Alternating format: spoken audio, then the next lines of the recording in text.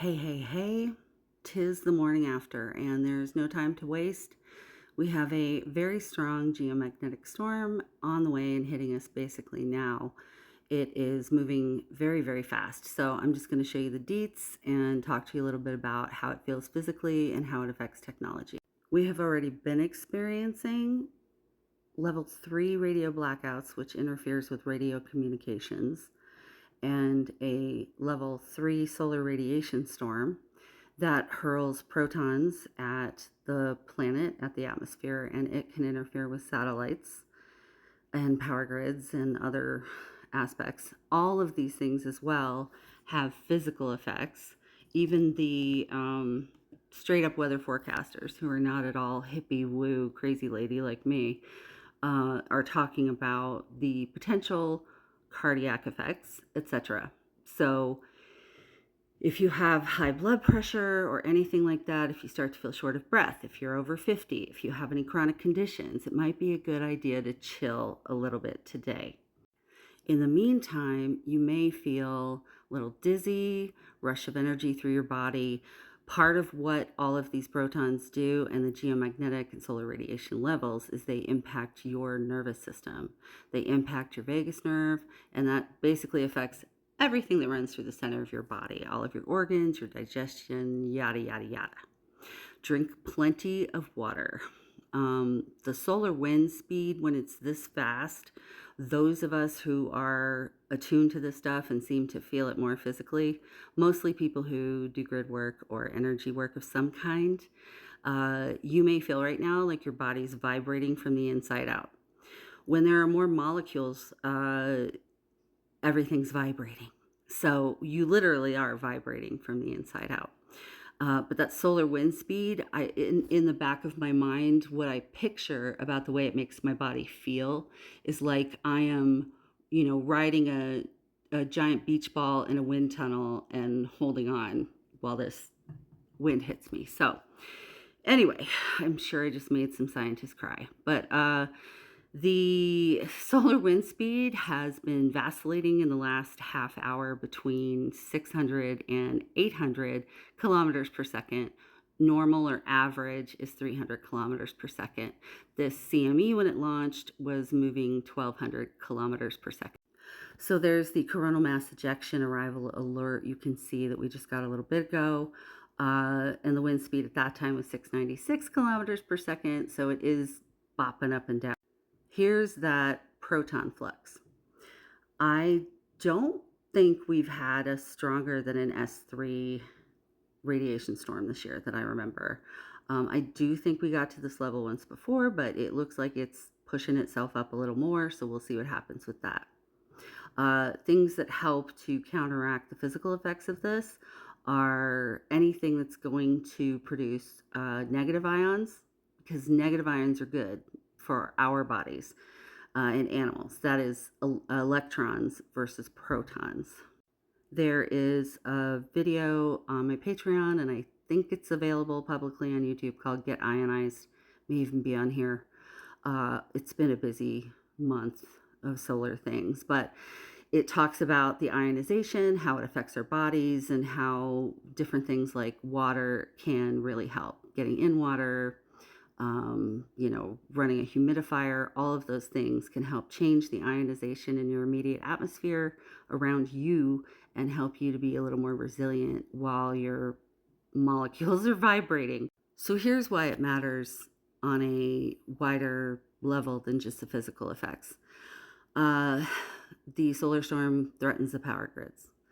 The recovery efforts will probably be slowed down just a little bit from this, but I do want to remind everybody that we had a very strong storm in May, and our power grid was much more resilient during that than anybody expected. And I do think there's probably been some degradation of the power grid over the summer, especially in areas where you experienced a lot of power outages. Just be mindful of that. If you have emergency power, charge it now if it isn't already charged up, just in case. Pause to read if you'd like to read the details, but in short, this is why they issued the severe storm watch, and it has arrived, so it's going to be moving in for the rest of the day. The good part is it looks like we will get some pretty amazing aurora. So these radio blackouts, the geomagnetic storm, and the solar radiation storm all have the potential to affect satellites, GPS, all kinds of various tech. So if you're having trouble with your phones or apps or whatnot today, or your networks at work, um, any of those sorts of things, that could definitely be why. I'll keep you updated later if we do get to a G5. I don't even off the top of my head know what KP index that would be. Thankfully, the sun chilled out a little after the 5-hour eruption from that X flare on the 9th there. It's the 8th for us. But at any rate, we're in better shape than we thought we were with all of this stuff. But I just want to make everybody aware so you're not getting frustrated and thinking that, your stuff isn't working or you're having something go on with your body or whatnot. So just be aware. You could feel dizzy. You could feel faint. You could be moody. Watch yourself driving. I'm glad I don't have to drive anywhere today because I have noticed when we have strong geomagnetic storms, it's like people forget how cars work. This photo of these beautiful aurora from earlier in the week are from up in Canada. Credit goes to Jet Tarot, all tagger. Thank you, Jess, for letting me share them. But I wanted to remind you that this is the one thing the geomagnetic storms bring, is these beautiful aurora. And we have a chance tonight to see them as far south as Florida, and it would be wonderful for them to get to see some beauty after all of this devastation. And I will record something separately later to thank everybody, all the magical collectives, the prayer groups, the everyone who cared enough to point their perception at the safety and as little destruction as possible for Florida, because I firmly believe it made a difference, and I'm grateful to you.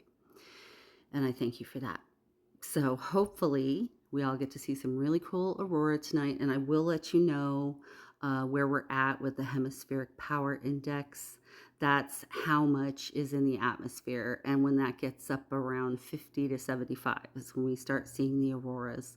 And the bigger that number goes, the lower south or north, if you're on the bottom of the planet, that you're going to see it. So I think that's everything. I'm trying to refocus on my material reality today and keep myself running. And I suggest you all do the same thing. Just know that you can have empathy and you can care without immersing yourself in parasitic images of damage. All right. All of that is people's lives. And it's like we're living off their misery, and it's not healthy. So all my love to everyone who was in the area. I know a lot of people who were down there, and they all seem to be all right. And as one last little funny note, the zoos are all doing fine. I checked on them this morning because, I love animals. And apparently the giraffes are the troublemakers at the zoo as far as getting them secured. So I thought you would all enjoy that imagery.